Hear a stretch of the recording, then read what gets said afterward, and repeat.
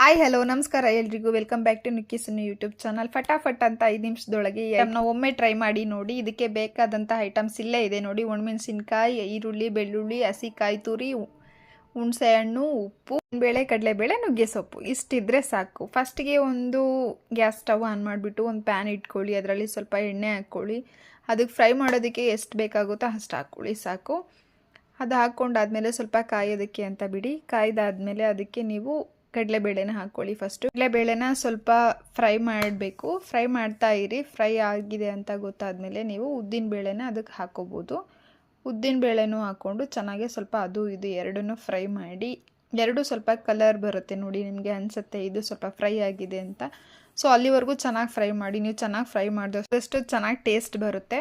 So ನುಗ್ಗೆ ಸೊಪ್ಪಿಂದ ಒಂದೇ ಥರ ನಮ್ಮ ಸೈಡೆಲ್ಲ ಒಂದೇ ಥರ ಸಾಂಬಾರು ಮಾಡ್ತಾರೆ. ಅದನ್ನು ಬಿಟ್ಟು ಬೇರೆ ಏನೂ ರೆಸಿಪಿ ಮಾಡೋದಿಲ್ಲ. ಸೊ ನಾನು ಇದನ್ನು ಕಲಿತು ನಿಮಗೋಸ್ಕರನೇ ಹೇಳ್ತಾ ಇದ್ದೀನಿ. ಸೊ ಈ ಥರನೂ ಮಾಡಿ ನೋಡಿ, ಒಮ್ಮೆ ನಿಮಗೆ ನಿಜವಾಗ್ಲೂ ಇಷ್ಟ ಆಗುತ್ತೆ ಅಂತ ಅನ್ಕೋತೀನಿ.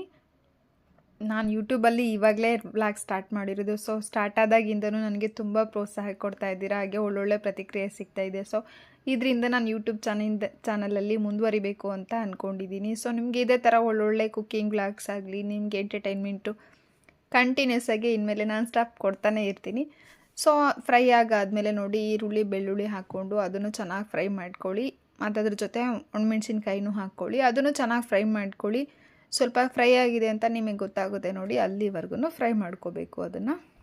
ಇನ್ನೂ ನನ್ನ ಯೂಟ್ಯೂಬ್ ಚಾನಲ್ಗೆ ಯಾರ್ಯಾರು ಸಬ್ಸ್ಕ್ರೈಬ್ ಮಾಡಿಲ್ಲ ಪ್ಲೀಸ್ ಸಬ್ಸ್ಕ್ರೈಬ್ ಮಾಡಿ, ಲೈಕ್ ಮಾಡಿ, ಶೇರ್ ಮಾಡಿ. ಹಾಗೆ ಇದೇ ಥರ ಮುಂದೆ ಒಳ್ಳೊಳ್ಳೆ ವ್ಲಾಗ್ಸ್ ಮಾಡೋದಕ್ಕೆ ನನಗೆ ದಯವಿಟ್ಟು ಪ್ರೋತ್ಸಾಹಿಸಿ. ಸೊ ಇದನ್ನು ಹಾಗೆ ಚೆನ್ನಾಗೇ ಫ್ರೈ ಮಾಡ್ತಾ ಇರಿ. ನಿಮಗೂ ನುಗ್ಗೆ ಸೊಪ್ಪಲ್ಲಿ ಬೇರೆ ಬೇರೆ ರೆಸಿಪಿ ಗೊತ್ತಿದ್ದರೆ ಕಮೆಂಟ್ ಮಾಡಿ. ಇನ್ನೂ ಇದೇ ಥರ ನುಗ್ಗೆ ಸೊಪ್ಪಿಂದ ಬೇರೆ ಬೇರೆ ರೆಸಿಪಿನ ಕಲ್ತ್ಕೊಂಡು ನಿಮಗೂ ಹೇಳ್ಕೊಡ್ತೀನಿ. ಎಲ್ಲನೂ ಟ್ರೈ ಮಾಡಿ ನೋಡಿ. ಅದು ಫ್ರೈ ಆದ ತಕ್ಷಣ ಅದಕ್ಕೆ ಕಾಯಿ ತುರಿ ಹಾಕ್ಕೊಳ್ಳಿ. ನನ್ನ ಹತ್ರ ಕಾಯಿ ತುರಿ ಇರಲಿಲ್ಲ, ಕೊಬ್ಬರಿ ಇತ್ತು. ಸೊ ಅದಕ್ಕೆ ನಾನು ಕೊಬ್ಬರಿನೇ ತುರಿ ಮಾಡಿ ಹಾಕ್ಕೊಂಡಿದ್ದೀನಿ. ಹಸಿ ಕಾಯಿ ಇದ್ದರೆ ಇನ್ನೂ ಚೆನ್ನಾಗಿರುತ್ತೆ. ಅದು ಫ್ರೈ ಆಗಾದಮೇಲೆ ನೀವು ನುಗ್ಗೆ ಸೊಪ್ಪನ್ನು ಹಾಕ್ಕೊಂಡು ಅದನ್ನು ಚೆನ್ನಾಗಿ ಫ್ರೈ ಮಾಡ್ಕೊಳ್ಳಿ. ಸೊ ನಿಮ್ಗೆ ಹಸಿ ಸ್ಮೆಲ್ ಹೋಗುತ್ತೆ ಅನಿಸುತ್ತೆ, ನಿಮಗೆ ಹಸಿ ಸ್ಮೆಲ್ ಹೋಗೋವರೆಗೂ. ಸೊ ಚೆನ್ನಾಗಿ ಅದನ್ನು ಫ್ರೈ ಮಾಡಬೇಕು. ಇಲ್ಲಾಂದರೆ ನಾವು ಇದನ್ನು ಮಿಕ್ಸಿ ಮಾಡಿದಾಗ ಅದು ಸ್ವಲ್ಪ ಹಸಿ ಹಸಿ ಥರ ಸ್ಮೆಲ್ ಬರ್ತಾ ಇರುತ್ತೆ ತಿನ್ನುವಾಗ. ಸೊ ಆ ಸ್ಮೆಲ್ ಇದ್ರೆ ತಿನ್ನೋದಕ್ಕಾಗೋದಿಲ್ಲ ಕೆಲವರಿಗೆ. ಸೊ ಅದಕ್ಕೋಸ್ಕರ ಚೆನ್ನಾಗಿ ಡೀಪ್ ಫ್ರೈ ಮಾಡ್ಕೊಳ್ಳಿ ಇದನ್ನು. ಅದಕ್ಕೆ ನುಗ್ಗೆ ಸೊಪ್ಪು ಕಲರು ಕೂಡ ಶೇಡ್ ಆಗುತ್ತೆ, ನಿಮಗೆ ನೋಡಿ ಗೊತ್ತಾಗುತ್ತೆ ಫ್ರೈ ಮಾಡ್ತಾ ಇದ್ದಾಗ. ಅದನ್ನು ಸೊ ಚೆನ್ನಾಗಿ ಫ್ರೈ ಮಾಡ್ಕೊಂಡಷ್ಟು ನಿಮಗೆ ಟೇಸ್ಟ್ ಚೆನ್ನಾಗಿರುತ್ತೆ. ಪದೇ ಪದೇ ಇದನ್ನು ಮಾಡಿ ತಿನ್ನಬೇಕು ಅಂತ ಅನಿಸುತ್ತೆ. ಸೊ ಫ್ರೈ ಮಾಡಿದ್ದಾದಮೇಲೆ ಅದನ್ನು ಸ್ವಲ್ಪ ತಣ್ಣಗಾಗೋದಕ್ಕೆ ಸೈಡಲ್ಲಿ ಎತ್ತಿಡಿ. ಹಾಗೆ ಒಂದು ಮಿಕ್ಸಿ ಜಾರ್ ತೊಗೊಂಡು ಅದಕ್ಕೆ ಎಲ್ಲ ನೀವು ಏನೇನು ಫ್ರೈ ಮಾಡ್ಕೊಂಡಿರ್ತೀರೋ ಎಲ್ಲ ಐಟಮ್ನು ಮಿಕ್ಸಿ ಜಾರ್ಗೆ ನೀಟಾಗಿ ಹಾಕ್ಕೊಳ್ಳಿ. ಯಾವುದನ್ನು ವೇಸ್ಟ್ ಮಾಡಬಾರ್ದು ಅಲ್ವಾ. ಸೊ